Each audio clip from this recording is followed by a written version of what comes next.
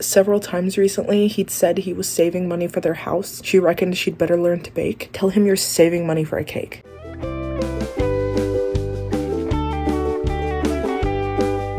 Hey guys, it's Nicole. Welcome to my channel, or welcome back to my channel. If you're new here, don't forget to subscribe. I like to post about books and music, mostly Taylor Swift. Today I'm doing my first ever reading vlog, which is really exciting. I'm going to be reading Where the Crawdads Sing by Delia Owens. This is really a combination of Swiftie and book content today because Taylor Swift has written a song for this movie that is coming out this summer. Yes, I did order the library book because this author, I guess, is involved in a real life. I don't know a whole lot about it. You can do your own research, but I don't know if it's the smartest thing to be putting money into this author's pocket. All I know is that it takes place in the South. Some kind of swampy mystery. That was me in college every day trying to figure out why my apartment was flooding like every few months. I'm also doing this as a buddy read with one of my friends. You can find her on Instagram at kbooknook. She has under 1,000 followers, which is literally a crime. Her account is so cute, but I'm going to be talking with her throughout this. I'm currently beginning this at 4 a.m. on Easter Sunday. It's Ukrainian Orthodox Easter today, so I'm probably just going to get like a chapter in before I actually go to bed. Also, this is going to be a completely spoiler-free reading vlog with a spoiler section at the end, so you're just going to see my reaction to characters, plot points, things like that, but nothing that's really going to spoil the book for you. And it'll just be fun to experience this together, as I know a lot of Swifties are wanting to read this book before the movie comes out. Part 1 is literally the marsh. Okay, literally the prologue is like a comparison between the marsh and the swamp and how they are different. I was kind of under the impression they were the same thing, and literally on page 2 there's a dead body in the swamp, not the marsh, and this takes place in October of 1969, but then it flashes back to 1952. I guess it's the story of the. So I'm on chapter 3. So far, the only thing I can think is where the hell are Child Protective Services? So I fell asleep last night. Okay, so I guess Chase is the kid who has the really nice bike because he comes from like a rich family or whatever. The fact that the lawman, the sheriff or whatever, they don't extend their jurisdiction into the swamp. Let's let the rats kill rats. But because it's this like son of this established family, they're going to go ahead and investigate. That's so frustrating. Times have really not changed that much at all. They can't find his footprints. Oh my god, the end of that chapter, that's like insane. Oh my god. Okay, so I fell asleep. I woke up, I ate vegan barbecue, and then I fell back asleep. I read a couple more chapters. I'm on like chapter 7 now. The writing style is really making me think of To Kill a Mockingbird. The dialogue is so southern. Like sometimes I think I'm from the South. I'm from Oklahoma, so like kind of Bible Belt, Midwest South, but I'm not from the deep South, and I have to like read some of the lines out loud to understand the dialogue because it's spelled how it's like pronounced, which is what they did in To Kill a Mockingbird, but the vibe is also really similar. Time period, setting, characters. It's really intrigued me and I can't wait to read more. I have a lot of stuff to do tonight, but okay, it's the next day. I fell asleep and then woke up sick. Also, that's not like a Trump book. It's like a how Russia has influenced our elections, whatever. I haven't started reading it yet. Anyways, I'm confused why it keeps flashing to 1969 from 1952 with Chase Andrews being murdered. Is it trying to set it up to make us think that Kaya did this? There's not a whole lot of characters because she just lives in the marsh. So who are we supposed to be suspecting and when is it going to merge? Because I'm like waiting and waiting for more answers. Also, I'm at the part where Kaya keeps finding feathers like as gifts for her, and she just found like a spark plug. This also really makes me think of To Kill a Mockingbird because I'm pretty sure they were finding gifts from Boo Radley inside the hole in the tree, if I remember correctly. There's so many tropes in this that remind me of To Kill a Mockingbird. Guys, I just woke up and I'm sick as hell, but this started getting really good right before I fell asleep. Tate is now in his like senior year of high school. He's teaching Kaya to read. I feel like I can start to make some predictions. Okay, the only thing I can feel like is what happened to Chase Andrews is something to do with Kaya and Tate, obviously, especially because in the last chapter I read, he was foreshadowing like all these guys want to come and do awful things to her because she's the marsh girl or whatever. And also the trailer alludes to that, but I feel like that's way too easy. But we don't have any more characters and we're getting like closer and closer to the year that it happens. I feel like Tate just needs to tell Kaya what like these guys are saying about her so she like stays alert. Like she's not stupid. She can fend for herself. She's literally lived alone since she was 10 and like fought off social services. Like she needs to be aware of what is happening. I feel like this is going to lead up to exactly the problem that is the plot of this book, but boys are stubborn. I'm gonna go drink some hot tea. My tonsils are so enlarged. This southern dialogue like kills me so much. Sometimes I have to read them out loud to fully understand what it means. Like they said learned ya instead of taught you, and It took me a second, okay?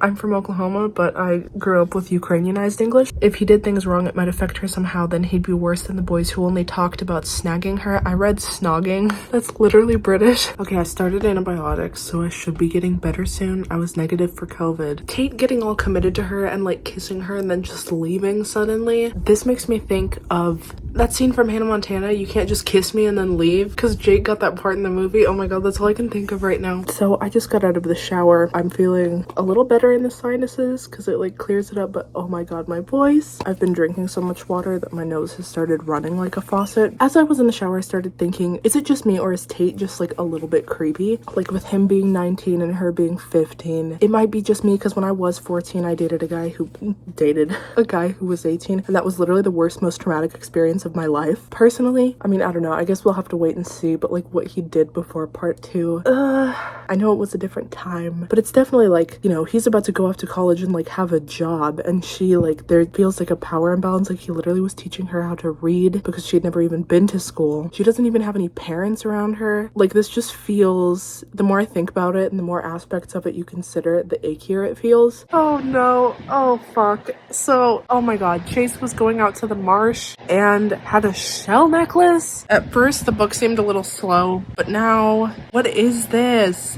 If it's just some kind of scorned lover type thing, I mean, that's not that interesting, and it's also really predictable. And this book has so much hype, so I'm like, I'm keeping my guard up. I don't think that's actually what's happening, but like it's setting us up to think that's what's happening. This whole firefly metaphor, she's watching these fireflies and they have a specific signal for their species of firefly.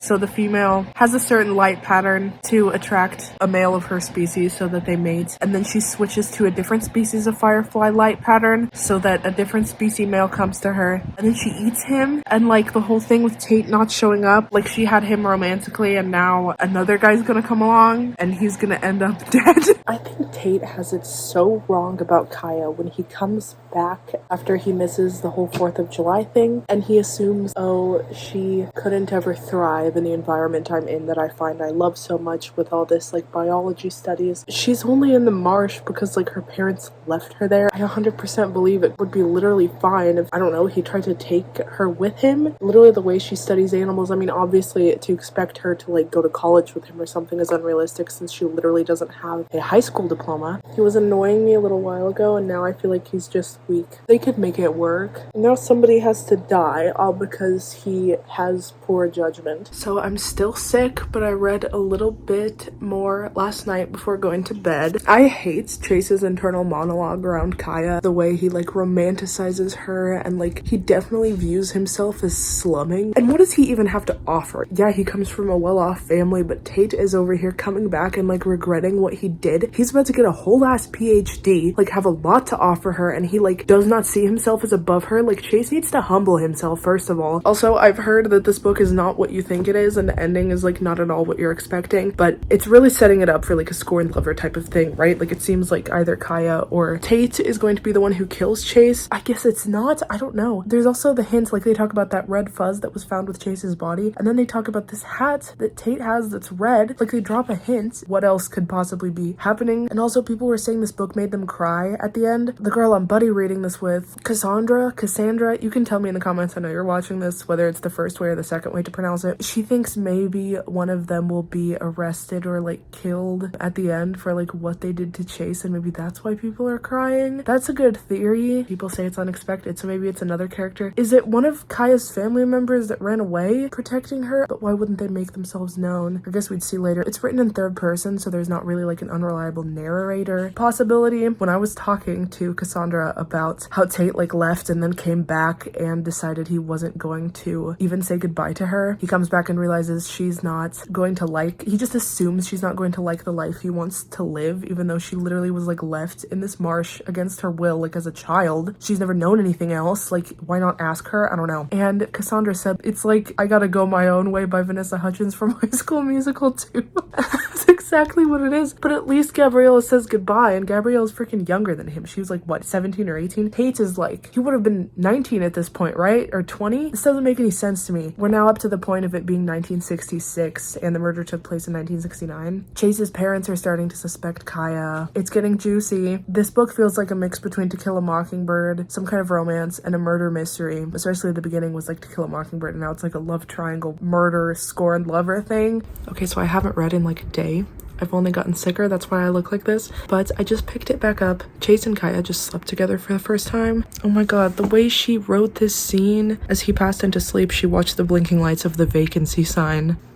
Bro, what the hell? Ugh, I'm so sad. What a nasty fuck. This girl doesn't deserve this. That was so like gross and dehumanizing. Oh my god, literally 2 to 3 pages ago, he was saying, oh Kaya, like come into town with me, because he wanted to get into her pants, saying like it's okay if you don't have the right clothes, like everything will be fine, you'll be with me, I'm familiar with the area. And then as soon as he gets what he wants and she wants to go have Christmas dinner with him and his parents, he's like, well, you know, I want to do stuff like that. I want to ask you to the Elks Club dance and everything, but I know how shy you are, how you don't ever do stuff in town. He literally just took her into another town. Like, make it make sense. You don't have the right clothes. Do you even know how to dance? None of those things are what you do. You understand that, right? Oh my god. Oh my god. I want her brother to come back. That's what I'm really feeling right now. What we have out here is the most special thing anybody could hope for. All that other stuff, like out in the world in public, is just stupid.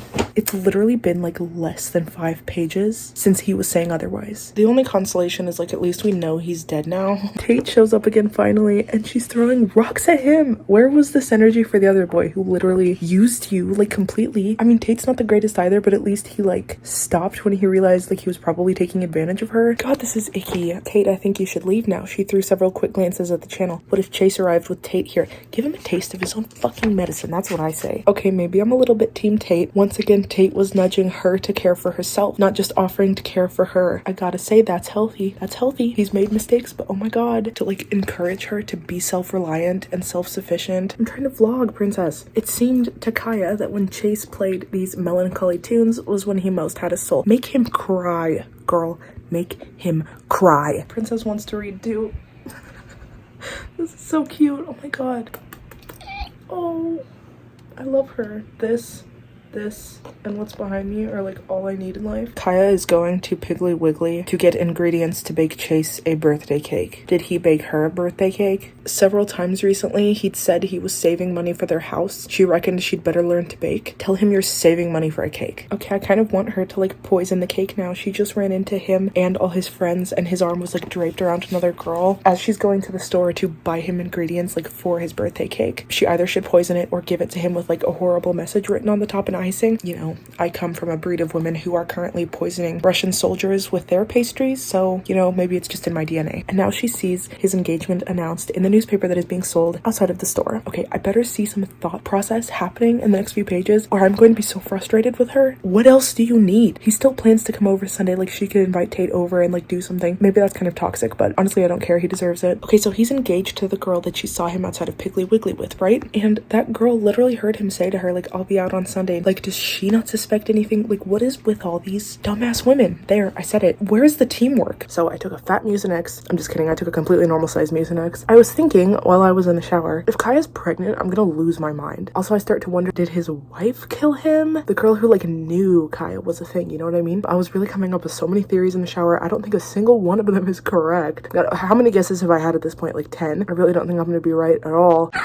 So she just published her book and everything, and she brought it to Jumpin' and Maybell, and every time she came back to buy gas and supplies from him, she saw her book propped up in his window for everyone to see, as a father would have shown it. Oh my god, this is so cute. Chase is gonna do some shit to Jumpin' and Maybell, and it's like theory number 12. She's taking revenge because he did something to them. There is a certain type of behavior to Southern people sometimes that is so absolutely irritating to me, of like the inclusivity inclusivity. Anybody who's different, they like despise. Like my mom being from Ukraine, for example. The amount of times people have asked me if my dad ordered my mom on the internet back in the 90s, it's surprising. But I see that attitude a little bit with the police. The first red flag was them saying like, oh, I don't know what those fancy publishing people would want to do with Kaya. Like, it's literally just a publishing company. What is fancy about it? The way they call everything fancy. A publishing company, it's fancy. Oh my god, there was a guy I dated back in high school who I asked him if he was an introvert or an extrovert. He didn't know what those words meant, and he said to me, oh, I don't use fancy words like that, insinuating that I'm pretentious for asking him if he's an introvert or an extrovert. Some southern people just find the most normal things strange. Please get out of your hometown. After 10 minutes, Joe called, come look at this. As Ed entered the porch, Joe said, did you know that female birds only got one ovary?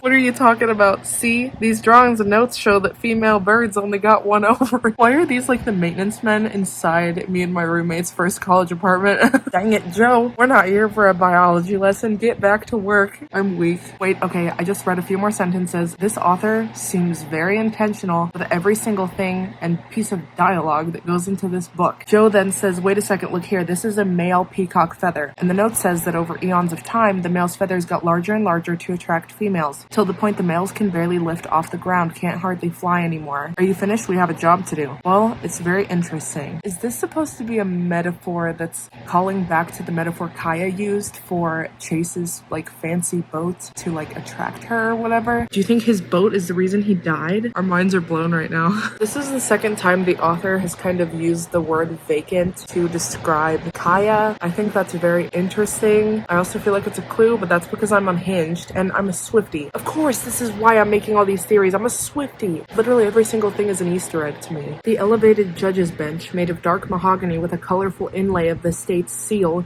stood under multiple flags, including the Confederate. The only flag I got in this room is this one. You can take consolation in that. Holy shit. Wait.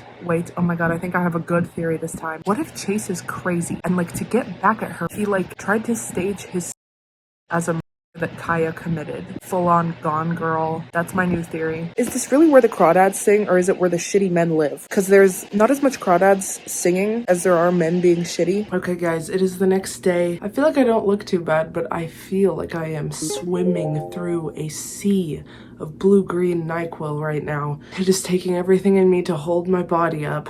Got a blood oxygen monitor right here with me right now. My lungs are full, completely occupied. So I've slept on it, given I did sleep on it in a drugged state. I think overall I give it 4 out of 5 stars. It definitely kind of feels like 2 different books. There's a part 1 and a part 2. The part 1 made me think of To Kill a Mockingbird. It was Kaya's childhood, and her childhood came with its own issues that weren't talked about as much in the second half. The second half was more adolescence, young adulthood, and the issues that come with that. Also with her family like leaving her, obviously those issues left her too of her childhood, but we see how they affect her later on in her life. The book itself had a lot of complex issues. There were several of them, and I've seen some people criticize that for not letting it have a cohesive, steady plot. I don't think tackling that many topics made it not consistent. I think that's just how life is. You deal with a lot of shit, and it shows Kaya growing up literally from like a toddler up to the age of 24. Obviously, she's going to be going through a diverse set of trials and tribulations. You can still have a solid plotline, even if there are several obstacles that pop up. I think the best part was the very middle, right before the second part started, and kind of the first few chapters of the second part. It was a little more romance, love triangle oriented. I think I have a bias because I just find that very interesting to read. I loved the way it was written. I liked the way every single part of this book was written, just beautifully chosen words. There's a lot of poetry sprinkled in. The courtroom scene was interesting and outrageous and unrealistic, and it made me think of like Heard versus Depp that is happening right now that we're all kind of watching, because the prosecution was just absolutely ridiculously outrageous, and it's so hard to believe. I like how this book really dives into Kaya's psyche in general. In this day and age, people of our generation, we don't see many people who are that out of touch with the modern world and that connected to nature. We don't see how it affects their psyche, how that isolation affects a person, and how Kaya kind of had her own senses of right and wrong and what justice means to somebody who grew up amongst a lot of people and amongst civilization versus someone who grew up in a marsh, and how she saw the animal world dealing with things. Kaya is very mysterious to us as the reader. We feel like we know her, but then at certain points we don't really get that close of a glimpse inside of her because it's told completely through third person, so we're never inside her head. It's all just observational, and at some points she lets that third person narrator in, and at other points we really don't know what's going on. We don't know what she's thinking. So yeah, 4 out of 5. It had a very satisfying ending in my opinion. I found it bittersweet, but overall pretty much where I wanted it to go. I've heard a lot of people say it's a heartbreaking ending, and I'm kind of in the minority and thinking it was just pretty satisfying and just bittersweet if anything. But some people are crying and crying and crying like crazy those last 2 chapters, and I just didn't. And now just one more point I want to add. The fact of it being in third person, and also the way it alternates between the present time and the past. We see Kai growing up and what events led to Chase's death, and then also alternating chapters it shows as they kind of start to unravel what happened to Chase as far as the police department goes. Okay, so now we are moving into the spoiler section, so skip to the outro if you don't want spoilers. Our court systems were so fucked up. They're still fucked up. Your motion to relocate this trial to another county on the grounds that Miss Clark cannot get a fair trial due to prejudices against her in this community is denied. I accept she's lived in unusual circumstances and she's been subjected to some prejudice, but I see no evidence that she has endured more prejudices than many people on trial in small towns all across this nation. They're basically saying because we fucked up in the past, we have to continue fucking up the whole way in the future. It's realistic. And then he goes on to literally say to her, like, the state is allowed to seek the death penalty and the prosecutor has announced that they will do so if you are found guilty. This is all happening way too fast and I'm getting pissed again. Shit, man, I don't like where this is going. I know you want me, he said, leering. Ew, God, what a nasty fuck. I'm so glad he's dead. He punched her in the fucking face? Are you fucking kidding me? God, you're kidding me. For good measure, she kicked him in the back, knowing exactly where his kidneys lie. Several times hard? No, this is everything. I mean, it's still traumatizing, but oh my God, yes. Okay, so he is alive. Someone saw. Okay, so he literally witnessed what Chase had done. I feel like this should be making Chase look bad for obvious reasons. She was shouting as she was running away, "Leave me alone, you bastard. You bother me again, I'll kill ya." Okay, but like, they explained what he had done to her. So he very well could have done it again. This very well could have been in self-defense. I don't think this is helping their case against her as they think it is, but then again, this is the 60s and people hate women. I want this man dead. I want this man dead. I'm so glad he's dead. I'm getting really frustrated that Tate does not know the full story of why Kaya has bruises all over her face. I just want him to beat his ass for her. I don't know, I feel like maybe Tate is the one who did this. Jumpin', oh my God, the way he wants to protect her. I'm unwell. This Tom lawyer is good. He found the letter the sheriff wrote to the U.S. Forest Service to remedy the situation of the fire tower grates being left open and how these grates are very dangerous, and if action is not taken, a serious injury or even death will occur. Holy shit, I'm convinced. She didn't do it. These people are fucking reaching to bring in the bus driver who thinks he saw a man who was actually a woman disguised as a man who was actually Kaya. Oh my God, it's ridiculous. This is like nuts. It's unhinged. The bus didn't even get there until after Chase was dead because it was running late. I'm gonna scream. Oh my God, I hate the cops. Now the bus driver who drove from Barkley Cove back into Greenville is saying, okay, I didn't see Miss Clark, but I saw a woman who had gray hair. So maybe it's possible that it was Kaya in disguise. I'm flabbergasted right now. How many disguises can one woman do in one night? She would have had to change the whole disguise too, because the only way she could have gotten back into Barkley Cove was dressed as a man. When did she have time to get a wig? What if it was Tate using Kaya's boat? Well, I don't know. I don't see how he could let her go down for this. But they're gonna bank on the suspicion that she returned in the middle of the night disguised as a man to kill Chase and then scramble back onto this bus dressed as someone's grandma and go back to Greenville. Am I hearing this right? They're talking about how she would have needed like 20 extra minutes just to do all of this shit, like busing back and forth, whatever. They're leaving out the part about the fucking disguise.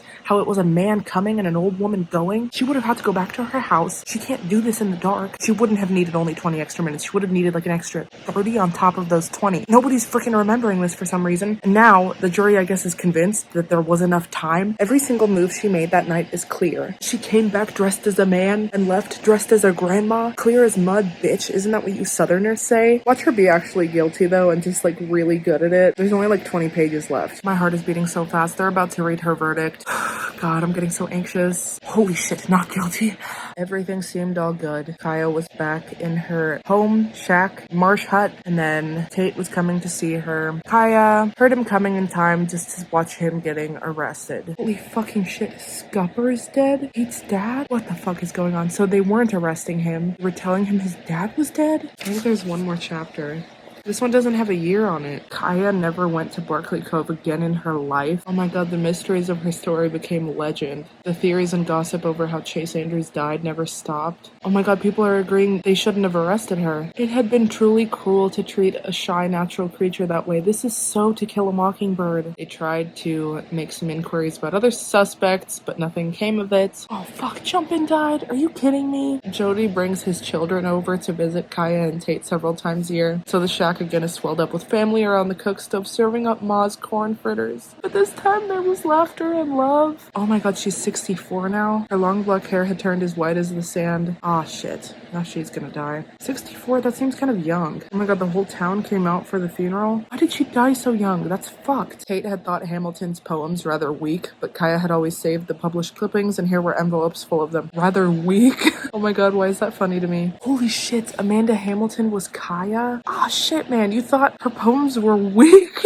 Okay, maybe he doesn't deserve her. Oh my god, did she fucking kill him? Oh my god, you're kidding. Luring him was as easy. Oh my god, the Firefly. Old women and their secrets. Luring him was as easy as flashing valentines, but like a lady firefly, they hid a secret call to die. A final touch unfinished. The last step a trap. Down, down he falls, his eyes still holding mine until they see another world. I saw them change, first a question, then an answer, finally an end. This was the trap she was talking about. A few pages ago, I thought this chapter was maybe a little unnecessary because it's like obviously live happily ever after, but now I see why they did this. Oh my god, the shell necklace. God, you're fucking kidding me. Oh my god, I'm gonna lose my goddamn mind. She really did do it, huh? She dressed as a man and then she dressed as a this woman. She deserved to get away with it. I'm so fucking shocked right now. Oh my god. Oh my god. Tate sat at the kitchen table for a long while, taking it in, imagining her riding on night buses. He left out the disguise again. I feel like that is a crucial part. She dressed as a man one way and a grandma on the way back. That actually happened? No wonder this author isn't mentioning it as much as it should be mentioned. Like, it's absurd. Does she think we forgot that happened? Oh my god, he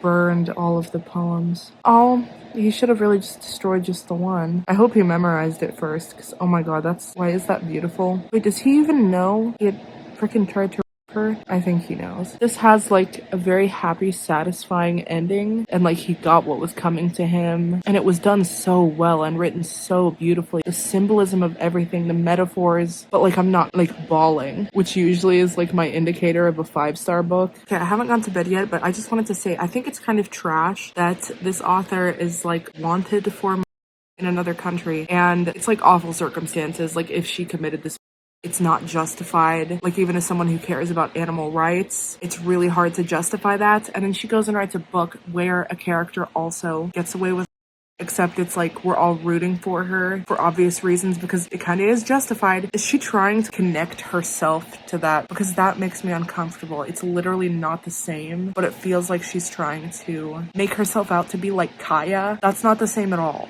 Like, does she seriously in her head, like, think such misguided thoughts that is equivalent to what Kaya did pretty much in self-defense and ridding the world of an...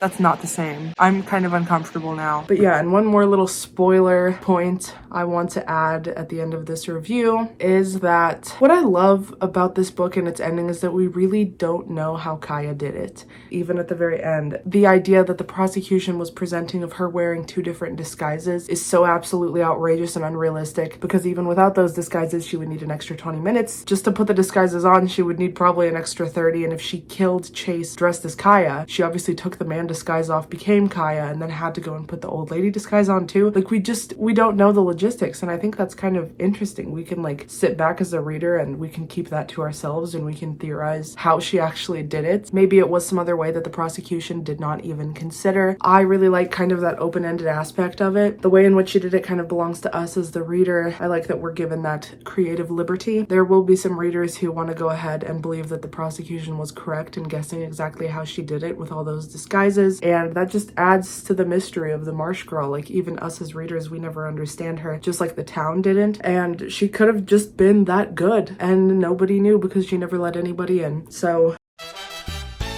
yeah, I found that to be a pretty satisfying read. I'd love to hear your thoughts on this book. Please let me know down below. Did you like it? Did you hate it? I would love to hear your theories for what you think happened, since it is a little foggy, as I explained in the spoiler section. I definitely kind of have more of an understanding of where Taylor was coming from in writing this song. Even though I've only heard snippets of it, I kind of see what she was doing and why. Let me know down below what other books you want me to do a reading vlog on. If you enjoyed this video, make sure to give it a thumbs up. If you want to follow me on my Instagram, it is right here, and if you want to follow me on my TikTok, that is right here. I will see you all next week for another video, and I hope you have an amazing day. Bye guys.